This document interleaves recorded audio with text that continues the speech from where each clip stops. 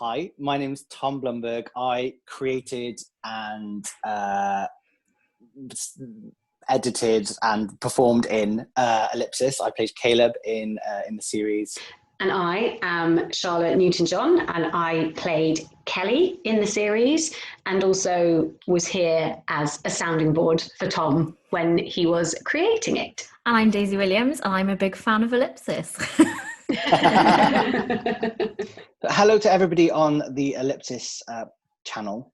We're doing a collaboration today with Daisy, lovely Daisy, who runs a podcast called Have Another Cuppa, which you should all check out.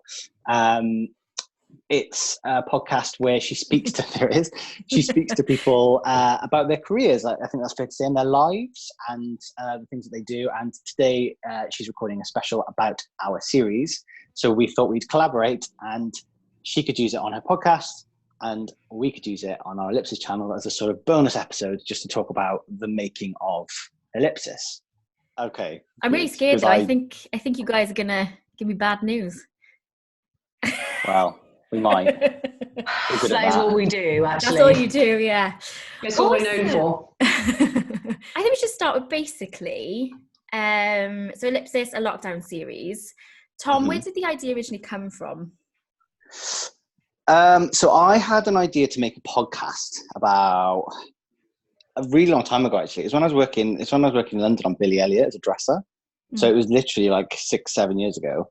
I had this idea to make a podcast, and the story was very different at the time. And then for years and years, it's been in the back of my mind to just get it done. I just haven't had a chance to do it. And then lockdown happened, and I was like, this could work. Yeah. And I just thought, rather than it being a podcast, it might work. I mean, originally we talked about not even putting it on YouTube. We talked about it like having maybe like a web page where we would release documents and things like that to tell the story. And then we realized actually it was probably better if like the WhatsApp conversations and things that we use to tell the story in some bits were like a video. So then we were like, well, actually YouTube makes the most sense. Yeah. And then we just adapted the story for lockdown, really. There were certain elements of it that were really useful for lockdown that weren't necessarily quite right in the podcast idea. Yeah. Like the mum getting ill in the original podcast, the mum got ill, but it's difficult because I'm investigating my mum's past in the show. It was difficult to not have contact with my mum with a regular illness. Like, yeah, with most illnesses, I would have been able to just go to her and ask her what was going on. But actually, this whole coronavirus was really useful. Because, I mean, awful, obviously, but useful for our story because obviously you can't see or be with the people who have it because it's obviously you're trying to shield yourself from it. So it kind of lent itself to the story that we couldn't then actually speak to the mum at some points because she had to be isolating. So it worked well and transferred really easily. Yeah. Good. And at what point did you sort of join the production team, Charlie? In the if I can call you that. I mean, it's just me and Tom, so it's a huge and sprawling production team. And he kind of came to me and said, "Oh, do you remember that podcast episode, those ideas that I had? Do you think that we could?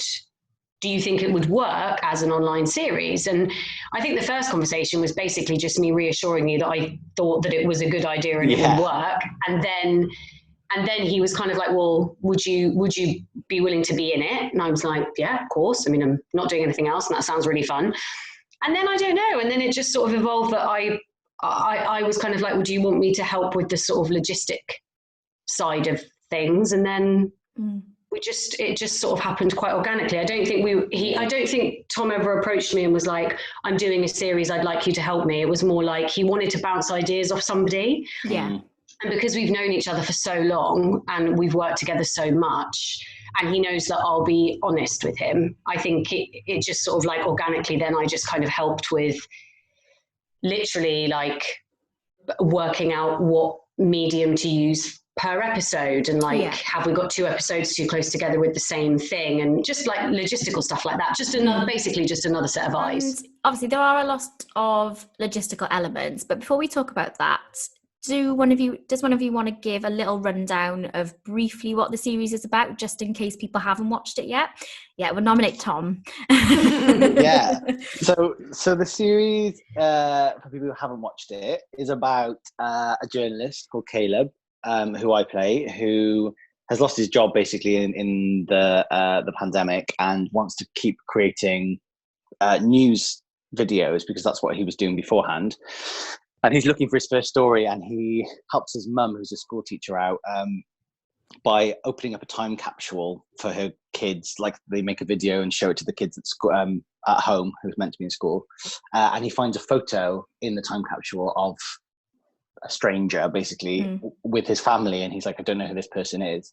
So it kind of starts off with him looking into who this person is. And then by looking into that, he then discovers a secret about his mum.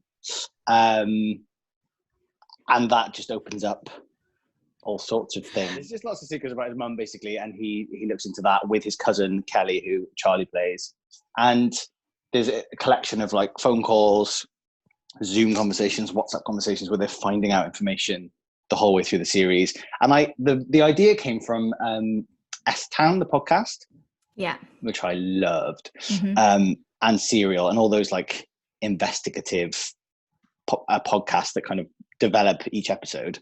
And basically, I was just really keen to. I really wanted something like S-Town, where you started off on one track and then something else came in and it just completely threw you off track. Like happens in S-Town, they start out investigating this murder, I think it is. And within like episode 2, they've solved the case and you're a bit like, where's it going to go now? And then they just follow this completely different story, which is fascinating. And that's kind of what I wanted, was starting out with this strange person. They didn't know who she was. And then kind of resolving that quite quickly and finding out about that within a couple of episodes. And then something else comes up that's, for the characters, a lot more interesting, I think. And then that becomes the sort of focus of it, which also gives you that feeling, I think, as an audience, of the characters don't know what's coming next. So then you're along for the ride because you feel like, oh, they don't even know where they're going. So that's kind of what we wanted to create, a sort of very realistic, oh, what's going to happen next? We don't even know. We're making it as we go sort of feel. So it really lent itself to that, I think. And also the sort of like long lost family and who do you think you are? And Tom and I are both from quite big, sprawling, complicated families. And we've talked endlessly about our like random relatives and their shady pasts. So it is something that is like close to both of our hearts as well. So true. Yeah. So what was the biggest challenge with this? Because obviously you are self-isolating or in lockdown at the minute, and like you said, there's loads of different ways, like each episode is shown in a different way, either through Zoom calls or WhatsApp or phone calls. So obviously that brings up its own challenges, but was that quite freeing as well? I mean, again, weirdly, being in lockdown helped us with the technical challenges, I think, because that was one of the things I was worried about with the podcast, was without much expertise or equipment or anything like that, how do I make it sound really professional and really good? Yeah. And almost, it sounds really bad, but that goes out the window with lockdown, because you're like, I use what I have. Yeah. And it takes the heat off it, doesn't it? Because it's just like you, and also because we wanted it to be realistic, like people don't have recording studios in their home. No. Like that's just not what it is. Yeah. So it kind of, and like you say, by incorporating that into the story and being, making Caleb not having any equipment and having to do it with what he had, it kind of gave us then license to just not worry about the technical side of things and just focus on the story. And the whole reason for not scripting it and making it improvised was to make that real life feeling even more sort of prominent, because I wrote a plot line ish for each scene, like basically like bits to hit within a scene, and then gave everybody character breakdowns and just told them the history of their character. And obviously each character had different elements that I had to leave out and bring in, so that they were aware of what their character was aware of. Yeah. Because there were certain things revealed in certain scenes where I didn't necessarily want them to know about what was coming, or So it was a different way of working, definitely. And we did actually in college, Charlie and I, we worked with the legendary Paul Clement, who was our principal at the time. And we used to do improvisation classes every week. And it kind of felt like a bit like that. Like what he would do was give you a scenario and give you all an objective, but you wouldn't be aware of the other people within your scene's objective. The audience would be aware of everybody's objective. So the audience were kind of waiting for things to happen. And it was exciting because you were like, they want to tell them that, or they want to do that. And you're kind of waiting for it to happen. And especially in our last episode, I think we didn't tell Amani what was coming for that exact reason. Because I was like, the audience know what's coming. We know what's coming, but Amani doesn't. And I know Amani's cracking. She's such a good actress and she's brilliant at improvisation. I knew that she would give us something really exciting. And completely through Charlie and I, we were so like on edge. I was terrified. I literally terrified. There's a moment actually in it where I say, do you want me to go? And that is truly 80% me as an actor being like, can I leave? Yeah. And me as an actor being like, please don't leave me on my own with her. I think that came across in the audience reactions I've had have been, they said it was very uncomfortable to watch, which is great because it was uncomfortable to film. Yeah, because I texted you yesterday when I finished watching it, and I said, that my view, it completely changed my view on Caleb and Kelly's characters, actually. Yeah. And then but I'd flip back as well. It's a weird situation to be in. And with filming all that, did you do it all in sequence, or did you do it in a random sequence, or how did that work? No, it was it was madness, wasn't it, Charlie? It was my Excel spreadsheet. There was because obviously the very kindly agreed to be a part of it was doing it out of the goodness of their hearts and wanting to be creative. We were very keen to fit it in around everybody's schedules and for it to not feel like people were having to give up too much time, because although we will have a lot of time at the moment, it doesn't mean that you should take for granted that people are going to want to just give you hours and hours. So we tried to kind of do it. I mean, Tom and I was a slightly different beast because we just did it when worked for us in the order that worked for us. But, certainly with like Amani's stuff, we wanted to try and keep that into like one day if possible. I think it ended up being 2 for her, didn't it? Was it 2? It was, no, 1 day for mine. So we did the WhatsApp conversations. So the first week we did 2 WhatsApp conversations, which were much more difficult than they look. They were a challenge. And then we did the 2 voice episodes. So my conversation with Mary, who played my Auntie Julie, who's actually like 2 or 3 years older than me. And then Charlie with her dad, played by Paddy, who was actually younger than me. There you go. So we did all of that lot in the first week. And then within 2 days, we did everything else. The first day, I did a couple of the introductions for the start to the videos, and then the 2 episodes with Amani back to back. And then the second day, I did the stuff with Polly, who played my mum. Obviously the bit in the first episode she sent me, it was like a separate thing, but we did the emotional episode 10 conversation, which was hilarious because I've still never met Polly, and literally spoke to her on the phone about 3 minutes before we started filming, and then just rang her and had a big cry and told her I loved her, and then and then me and Charlie then did all of our episodes in sequence, which was hilarious because we were just running around, just filming in different parts of the house, changing our clothes, like literally, like I'm like taking my hair down, putting my hair up, putting my glasses on, changing my t-shirts. Tom's like moving around his flat, trying to get Wi-Fi in like a cupboard in the hallway to change up the background. Like, just we had to keep scheduling in tea breaks. We were like, should we just have 10 minutes after this one? We both need to go to the loo and have a cup of tea. But good fun, and it was quite like remembering everything that happened was quite difficult because a lot happens, and I didn't want to give things away when we hadn't heard about them yet, and I didn't really want to like tried not to like repeat ourselves too much because you forget when you film stuff out of sequence and it's improvised, different to a script. You could edit it and make sure that you're only saying it once or twice. You know, when you, especially for me, because I created it and I was very aware that I wanted to get certain plot points across, of not saying things too many times. Yeah. There's definitely plot twists, I think, probably in every single episode, because I think that's the kind of way it works, is Cal is reporting on what he finds. So every episode has its point, has its meaning, like this is, I'm logging on today to tell you this, or to show you this. But I was, it's funny you mentioned episode 10. I think that's got to be my favorite episode, just because it's so emotional, and I think it really resonates with a lot of people at the minute, with everything that's going on. Did you expect it to become so emotional? Not just that episode, but the sort of the whole series altogether. Yeah, I think I did. I think it was important for me, for him to have such an interest in his mum's past and to really want to know about what happened to her when she was younger.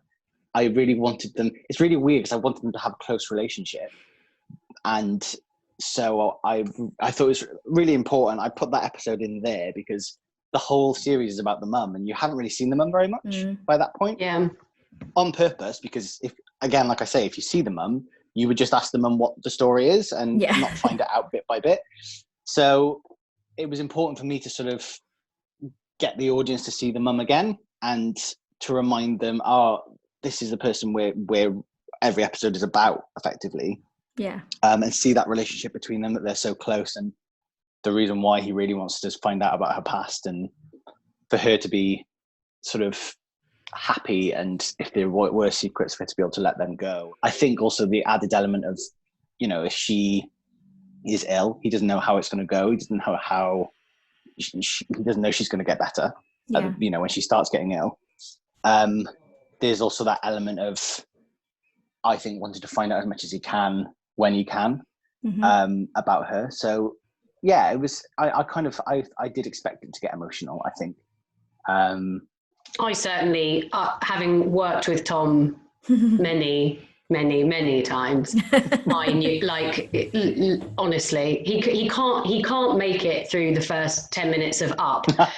There was no way that this was not going to be, particularly the way that it was set up and the way that episode 10 was. Because also I think what I really loved about episode 10 was that you've heard all this stuff about this woman, and you might be, as an audience, making a judgment on her, and it might feel like some of the choices that she's made have been callous or unkind, and you actually get to see the woman making those choices in that episode. And I think it's that classic thing of you can hear a story about somebody, but until you've actually been in their shoes and seen it from their perspective, it's very easy to pass judgment, but you really shouldn't. Yeah. And I just, like, knowing Tom and knowing the content, I knew that it was going to be a sob fest. Yeah. It was a sob fest. It really was. I think especially because I watched episode 10 again today after I'd watched the whole thing. And just the subtext, I think. That's all I'm going to say. But, I would recommend to anybody who watches it, watch the whole thing, then go back to series 10, and it's just even more heartbreaking, I think, the second time you watch it, because you know the outcome, and you kind of, you know a little bit more about that character. Well, that she knew all of that stuff when we were filming that, so it's not like, the subtext is there totally on her part. She did a wicked job. She did such a good job of it. Especially like in her garden, trying to make it look like it was in some sort of outdoor section of the hospital in a dressing they've let me out to the garden. Here I am in the hospital grounds. And what was the response from your audience? I mean, our families have been very on board, which has been really nice. And my friends from school actually are the most hilarious bunch. So they'll probably be watching this, which is hilarious. I sent the first episode out on our, we've got a little WhatsApp group, just being like, I've made a series, here's the first episode. And I never expected them to get so on board. Every day they've been like, oh no, what's gonna happen next? It's been really cute. So So yeah, so I've been sending that separately to them every day, and they've been great. And yeah, just random messages. I've got random messages from people who I think it's most enjoyable for people who don't necessarily know who we are, because it's meant to feel real. And if you don't know us, then you can almost make it real in your head. And I've had messages from people on Instagram and Twitter and things saying, is this a real story? Which obviously is not, but it's great that people feel like it is. Yeah. And the same with, I've had friends and people who I know sort of distantly on Instagram coming up and saying, this is so gripping, can't wait to see what happens next, and their predictions for things. And like you said, the predictions have been hilarious, really good. Any close and ones? Also, quite a few guests. Guess quite a few. Some I don't know where they've come from. Extraordinary ones. Yeah, same. But I think that like you were saying, Days, that the interesting thing for me is how people react differently to the same thing.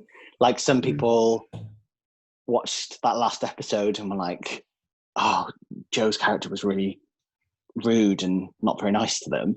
And then other people like you have that thing of, did Kelly and Cal do the right thing? And like feel sympathy for her. And one of my favorite responses was from my sister, who was watching it. And obviously there's the episode where I'm talking about like, oh, I'll talk to Dad. Like I'll chat to him about it. And she was like, obviously, because normally when she sees me work, I'm not in my room, in my own clothes, using my own voice. So she was like, to hear you talking about Dad and it not be our dad was really strange. You've definitely left it, I think, on a bit of a cliffhanger. Like you said, you've got people talking, like, and I think there is such a clash of views on that last episode of people responding.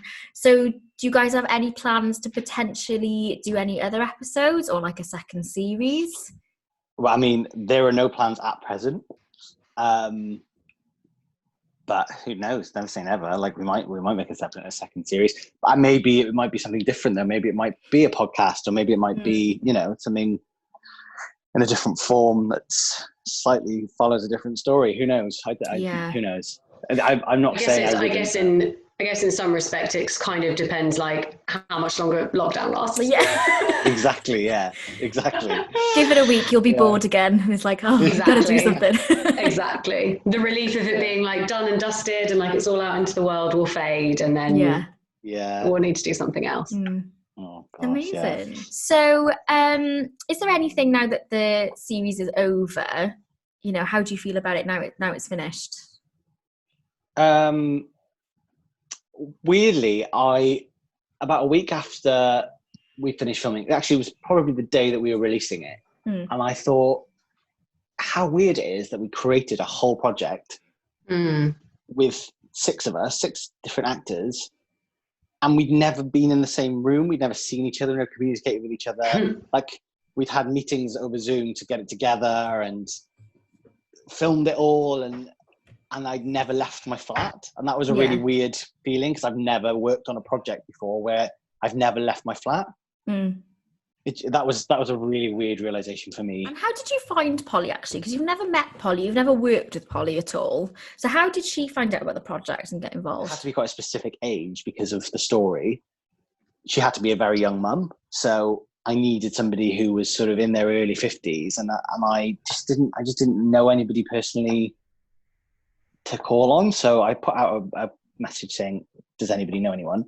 I got a message back from somebody who I work with at the Sherman, actually, who said, this person's really great, you should speak to her. So I did, contacted her agent and spoke through that, and she was up for it. So amazing. Yeah, I'd never seen anything she'd done. I just trusted other people's opinions, and luckily she was absolutely great. So that was like a real casting, wasn't it? It was like a genuine, like real, because everybody else were people that either one of us had worked with before. A lot. People that Imani, we went to drama school with, so we've known her forever, and we both know how brilliant she is. And then Paddy's a very good friend of mine and a very competent voice actor. And Polly, Paddy? Mary. Mary was one of my Who favourites. you've worked with loads. So I was like, I've forgotten somebody. Who you've worked with loads. So everybody else were people that we had like genuine direct experience of. But Polly was like an actual casting. Yeah, Via Facebook. interesting. Yeah, and weirdly, the people who we cast were very easy to cast because it wasn't like we chose people and we're like, right, we want to use them somehow. It was just that the characters we had, even though Mary completely isn't right age-wise, I knew that Mary could do that sort of very friendly auntie character who would just be very chatty and fun. And the same with like Amani. Even when I was thinking about the podcast, I was thinking about Amani because I knew that I wanted Joe's character to be French. And Amani isn't French. She's a mixture of everything. She's a real smorgasbord. Multicultural. She's lots of different backgrounds. But her dad, I think, is half Austrian. So she was brought up bilingually. And I think she lived in Paris for a couple of years. So she's very good at sort of the French accent and the French sort of the Parisian demeanor, I suppose, the way that people are. Yeah.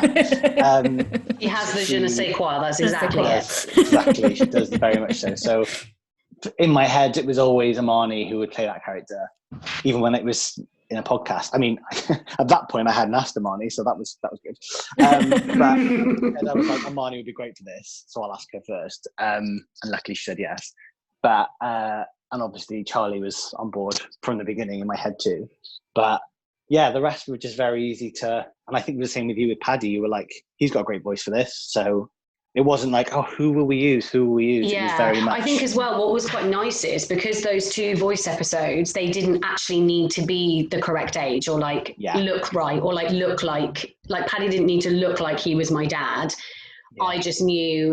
I know what a brilliant actor he is and how good he is at improv, and I also know that he has the most extraordinary voice in England. Yeah. So it was like, whose voice do you want? It's Patrick Warner every time. Yeah, he does have a great voice. He's got a great voice. Thank you so much, both of you, for taking time out of your day. Thank you for having us. It's been fun. Yeah, awesome. Fun. Thank you.